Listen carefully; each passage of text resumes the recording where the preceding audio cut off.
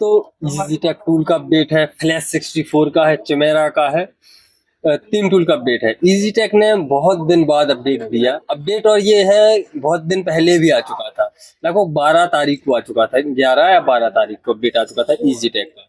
तो फ्लैश 64 का आज आया है, तो दोनों के अपडेट देखेंगे क्या क्या नया ऐड कर दिया है। EasyTech ने ज़्यादा कुछ खास नहीं दिया, लेकिन जो भी है EasyTech की ऑफिशियल वेबसाइट पे इसका अपडेट नहीं डला, मतलब जो उनका पेज है वहाँ पे अपडेट नहीं हुआ।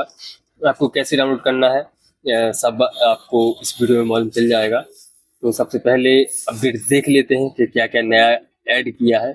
तो अपडेट की अगर हम बात करें तो 2 टूल का अपडेट तो यहाँ पे है, GSM फोरम पे फ्लैश 64 का, और एक काम का है जो चिमेरा टूल का। तो फ्लैश 64 और चिमेरा को हम बाद में देखेंगे। सबसे पहले अगर हम बात करें EasyTech की, तो EasyTech का नया अपडेट जो है ये है, EasyTech बॉक्स क्लासिक सूट में आया है ये 3.8.0.9। ये अपडेट जो है आया था, और इस अपडेट की लिंक जो है आपको डिस्क्रिप्शन में मिल जाएगी, वहां से डाउनलोड कर लीजिएगा, इंस्टॉल कर लीजिएगा। अगर मैं इसकी डाउनलोड की बात करूं तो इसके जो ऑफिशियल पेज है वहां पे इसका अपडेट नहीं डला, मैंने चेक किया। ये है, तो जहां से हम डाउनलोड करते हैं, ना ही जो सेल है EasyTech सेल, जो जैसा UMT का कार्ड मैनेजर होता है वहां से हम डाउनलोड कर लेते हैं UMT के सेटअप, वैसे ही इसमें सेल होता है EasyTech में, वहां पे भी इसका अपडेट नहीं मिला। तो अपडेट डाउनलोड करने के लिए इन्होंने पोस्ट डाली थी, फेसबुक पे डाली थी, लिंक भी वहीं पे डाली थी फेसबुक पे, तो डिस्क्रिप्शन में वो लिंक दे दूंगा, वहां से डाउनलोड कर लीजिएगा। वर्जन जो है 3.8.0.9। अब इसमें क्या क्या नया ऐड किया है, नए की अगर हम बात करें तो ये देखिए, ये रहा, ये है वो पोस्ट, और ये डाली थी इन्होंने 12 मार्च को, लगभग 11 को अपडेट दिया था, 12 को उन्होंने पोस्ट डाली थी, और लिंक भी वहीं पे दी थी। लगभग 8-9 दिन हो गए। और ये है EasyTech क्लासिक, और इसका अगर अपडेट की बात करूं तो क्या क्या इन्होंने नया इसमें दिया है। फिक्स्ड राइट टाइमिंग इन ISP मोड, सबसे पहला है राइट टाइमिंग। तो ये क्लासिक सूट में दिया था। यहाँ पे जब हम इसमें राइट करते हैं कोई सी भी, चाहे वो क्रोम 1 2 3 की फाइल हो, डंप राइट करते हैं, तो जो यहाँ पे टाइमिंग आती थी वो मिसमैच थी। जो टाइमिंग बताता था उससे ज़्यादा लग जाता था, कई बार कम में भी हो जाता था। तो जो टाइमिंग है, मतलब आपने कोई फाइल इस पे राइट की, डंप राइट की, तो उसमें जो टाइमिंग लिखा था 2 मिनट 3 मिनट 5 मिनट, वो टाइमिंग को उन्होंने, जो क्लॉक थी, जो घड़ी थी, उसको फिक्स किया है, वो गलत टाइम बताती थी, इसको उन्होंने एक तो ये फिक्स किया है। और दूसरा है सम YMTC UFS एडिट। YMTC जैसे सैमसंग की UFS है, वैसे YMTC के UFS उनको ऐड किया है, YMTC के UFS को ऐड किया है। Many bugs fix by user report, जो हम और आप जो EasyTech यूज़ करते हैं उन्होंने रिपोर्ट किया था, चाहे टेलीग्राम पे हो, मेल के थ्रू हो, या फिर वेबसाइट पे हो, कि कुछ बग थे, तो उन बग को भी यहाँ पे फिक्स किया है EasyTech ने। बस यही अपडेट है EasyTech की तरफ से। टाइमिंग, YMTC के CPU ऐड, ये UFS ऐड, और बहुत सारे बग थे इस सेटअप में। इसके पहले जो वर्जन 2.0.2 चल रहा था उसमें बहुत सारे बग थे, तो उनको यहाँ पे EasyTech ने फिक्स किया है। चलो, पहला अपडेट तो दिया फ्लैश 64 आने के बाद। ये अपडेट है, डाउनलोड डिस्क्रिप्शन में लिंक है, वहां से डाउनलोड कर लीजिएगा। कोई पासवर्ड नहीं है, लगभग 300 MB का सेटअप है, एक्सट्रैक्ट करके इंस्टॉल कर लीजिएगा। नॉर्मली नेट करते जाना है, इंस्टॉल हो जाएगा। जिनके पास EasyTech बॉक्स है वो करेंगे। और दूसरा अपडेट की बात करूं तो यहाँ पे ये है फ्लैश 64 का, तो ये तो आपको लिंक मिल जाएगा, तो वहां से आप डाउनलोड करके इंस्टॉल कर लीजिएगा।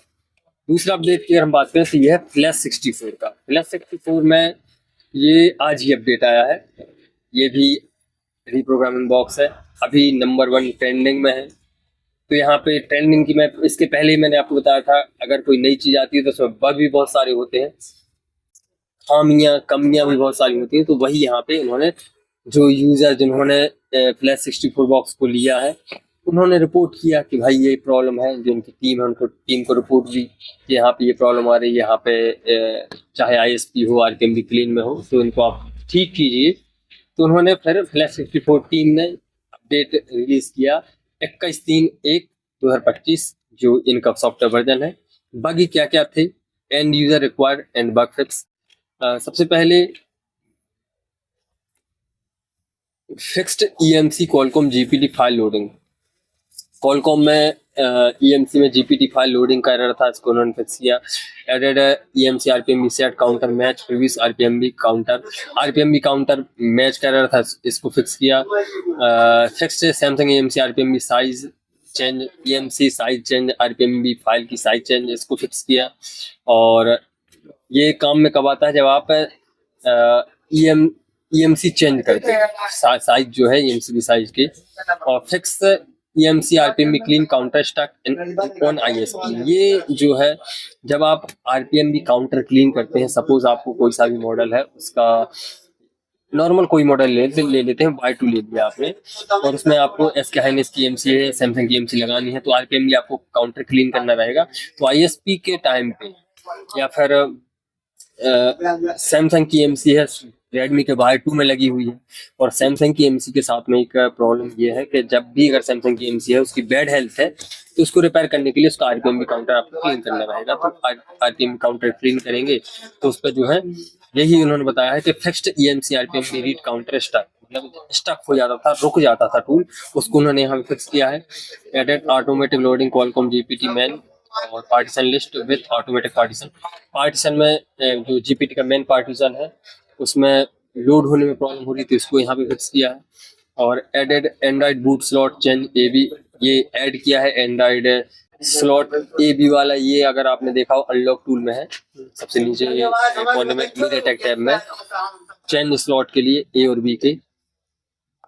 और remove factory reset button in partition list से फैक्ट्री रीसेट बटन को हटा दिया, कोई प्रॉब्लम होगी। Now you need to use erase your data, choose proper partition best suit your phone, do not at your own risk. मतलब इनका कहना है जो फैक्ट्री रीसेट वाला बटन था, उसको उन्होंने हटा दिया है। अब आपको जो है अगर फैक्ट्री रीसेट करना है तो पार्टीशन पे वर्क करना रहेगा, चाहे यूजर डेटा हो या फिर एफआरपी की फाइल हो, तो उसके लिए आपको जो है फैक्ट्री रीसेट का इन्होंने ये जो ऑप्शन था उसको हटा दिया है, और पार्टीशन पे आपको वर्क करना रहेगा। एफआरपी के लिए जो है एफआरपी का पार्टीशन हटाइए, फैक्ट्री रीसेट के लिए यूजर डेटा का पार्टीशन हटाइए, इस तरीके से। जैसे अगर EasyTech की बात करें तो EasyTech में यहाँ पे नीचे पे जब आप मेन सूट खोलते हैं, ये हो गया हमारा कौन सा, ये क्लासिक है, और एक और है ये वाला EasyTech प्लस। तो इसमें नीचे साइड कोने पे आपको factory reset, universal, Oppo Realme factory reset, FRP, इसके सभी ऑप्शन यहाँ पे मिल जाते हैं। तो इन्होंने क्या मालूम ये क्यों हटा दिया फैक्ट्री रीसेट बटन वाला। अपडेट की बात करूँ, मेरे पास फ्लैश 64 नहीं है, तो जो उन्होंने बताया है, जो पोस्ट डाली है, उसका मैं बता रहा हूँ कि इस बटन को रिमूव किया और पार्टीशन का बोल दिया कि आप पार्टीशन पे काम करके उसको हटाइए, चाहे फैक्ट्री रीसेट करना हो या एफआरपी करना हो या कुछ भी करना। और एडेड सैमसंग ईएमसी फर्मवेयर, तो ये जो है इतनी सारी सैमसंग की ईएमसी की फर्मवेयर ऐड कर दी। फर्मवेयर मतलब आरपीएम भी क्लीन करनी है जब आपको, तो वही फर्मवेयर होती है। FW फाइल बोल सकते हो हम, जब FFQ फाइल, जब हम सैमसंग की ईएमसी क्लीन कर आरपीएम क्लीन करते हैं तो FFQ फाइल राइट होती है, तो वही फाइल जो उन्होंने इस बॉक्स में इस अपडेट में ऐड कर दी है। Added SK Hynix EMC firmware, एक ये ऐड की है ईएमसी फर्मवेयर। और fixed SGPT generation for MediaTek and Qualcomm. Added AI connect automatic intelligence, connect के लिए जो है AI इंटेलिजेंस बोला इन्होंने। कनेक्ट में जो वोल्टेज वगैरह रहता है, कनेक्ट में प्रॉब्लम आई थी आईएसपी में, उसको यहाँ पे AI बोल के नो VCC फीचर, उसी के लिए बोला है AI कि कनेक्ट जो है ऑटोमेटिक हो जाएगा वोल्टेज वगैरह जो है, लेकिन वो तो हमें सेट करना रहता है।